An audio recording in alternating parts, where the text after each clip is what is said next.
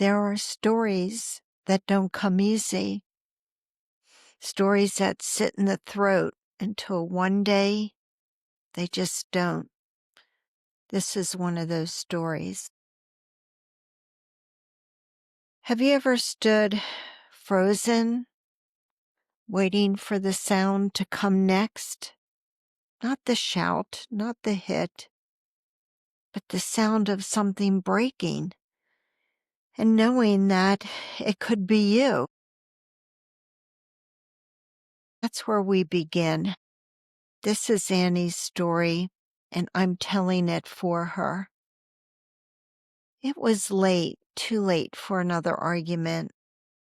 I don't know, the air was just so thick in the bedroom that night. It felt heavy. Annie had stopped raising her voice about a year ago. She had learned that silence could keep her safer. But that night, it didn't.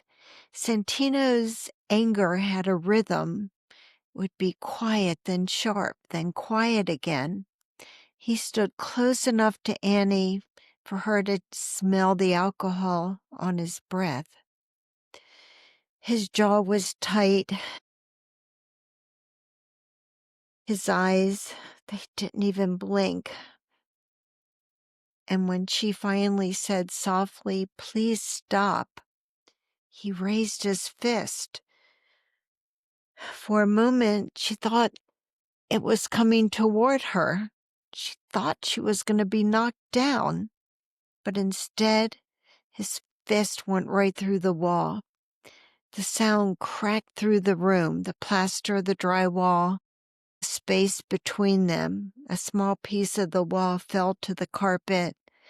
White dust was kind of floating through the air.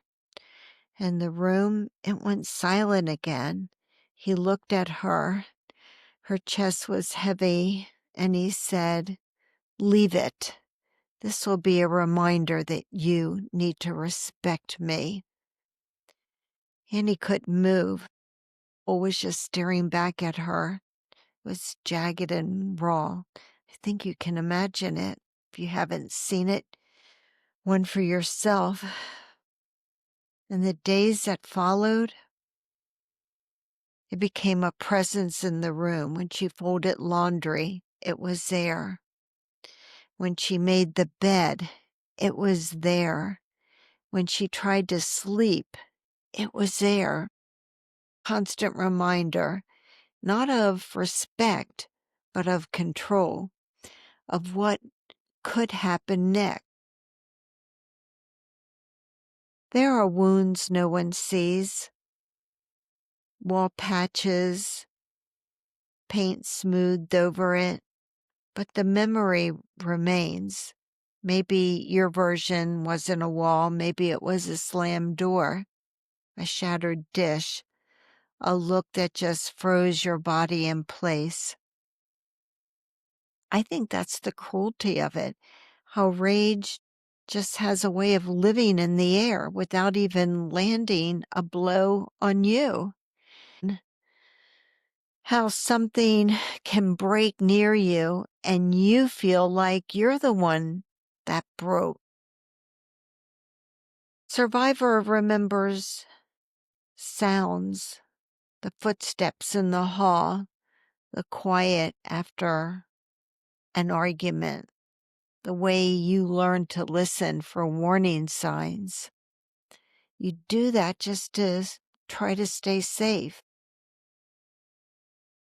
And when people ask you why you didn't leave that night, and I hate when that question comes, because they don't know that surviving isn't always about running. Sometimes it's about reading the silence, holding your breath, waiting for the morning. This one's for the ones who remember the noises more than they remember the words. For the ones who stood still, heart pounding, praying it would end without damage. For the ones who patched the wall themselves and stood there staring, wondering if anyone else would ever understand what that hole meant. I want you to know you're not weak for remembering. You're not foolish for staying. You are surviving in the only way you knew how. And now you're here. You're breathing differently. You're walking into rooms where fear doesn't live anymore. That takes courage. That takes truth. I'm Keil Hackley, attorney, author of the book Undercurrent, and your host here on the Are You Annie podcast. Annie's story reminds us that not every bruise shows, and not every survivor can explain what they endured personally. Sometimes it's the silence. Sometimes it's the hole in the wall, the unspoken warning that tells the real story. If this one was hard to hear, it's because it was hard to live. But we all tell these stories so they no longer own us. That's why we have to say it out loud. I need to thank you for being here. Thank you for listening and always showing up with your truth and your courage.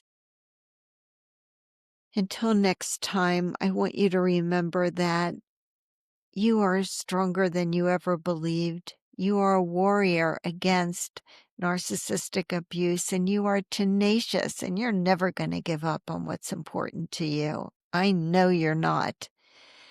Until the next episode, know that I honor your truth. You're not alone, not in this space. And promise me that you will take good care of yourself. And I will see you soon. Thank you again.